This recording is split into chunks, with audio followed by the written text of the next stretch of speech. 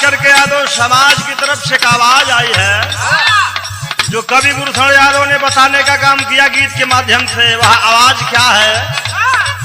Naseem PM का तख्तो ताज मांगता,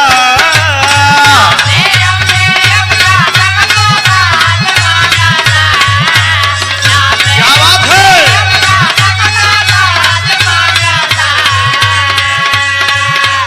नासीम पीएम का तख्तो ताज मांगता, आहिर रेजिमेंट यादव इस समाज मांगता।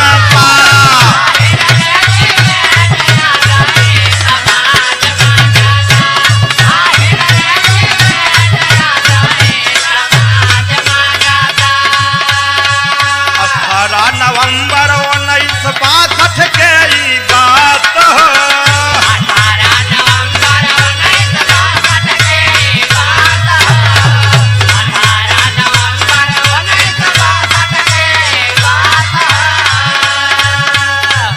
रिंजंगला का कैसे भूला इतिहास हो,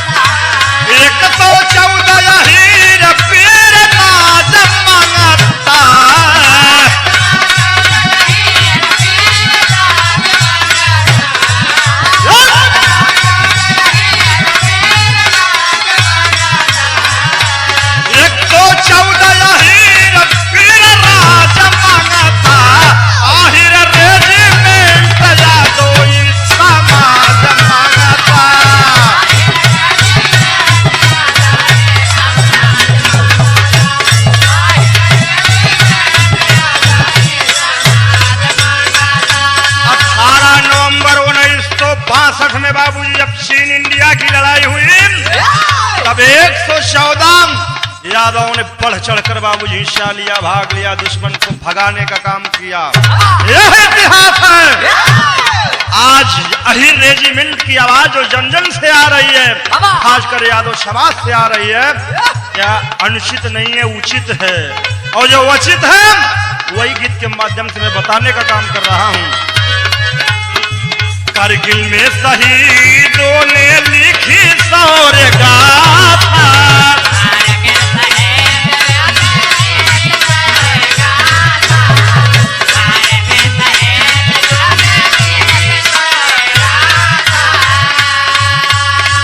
सबसे ज्यादा या हीरो का नाम लिखा जाता।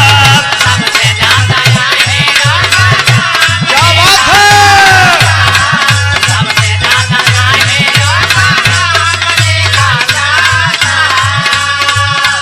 बदल पे वर्दी सर पे तो पिता जमानता,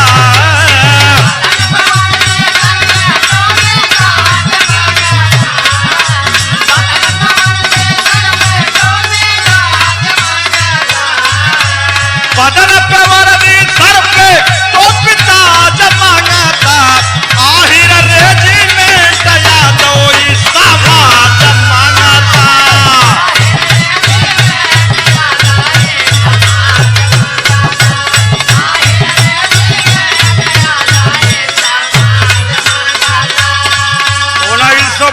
के बाद कारगिल में बाबूजी पलड़ा भारी रहा, अहिरों का यादवों का पलड़ा भारी रहा। यही इतिहास है। उरी में हमला किए बाजी उग्रवादी,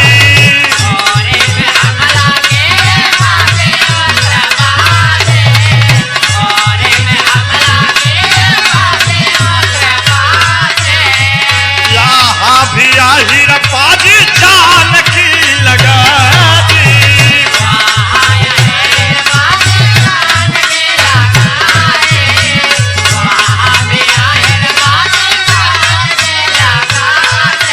राष्ट्रभक्त हो, राष्ट्र सेवा का काज मांगता,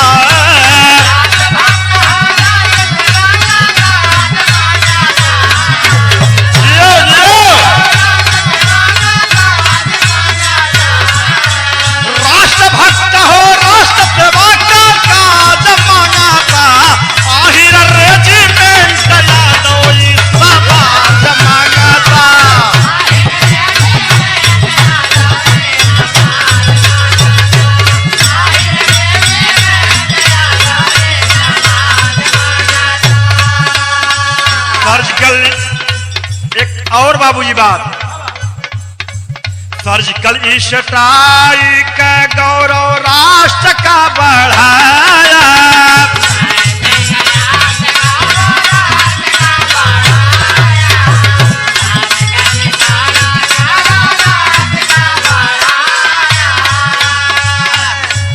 सर्जिकल स्ट्राइक गौरव राष्ट्र का बढ़ाया।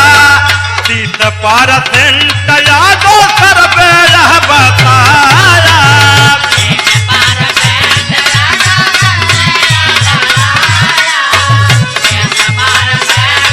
क्या बात है?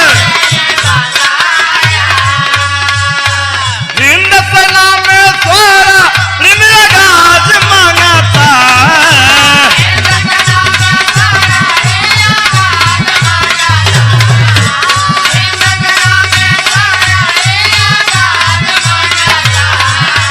हिंद सेना में स्वरा गाज मांगता।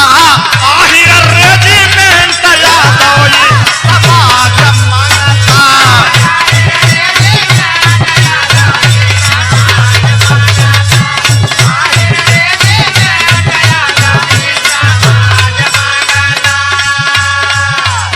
आखिरी लाइन में खास बात कवि गुरुशरण यादव ने बताने का काम किया है। क्या है?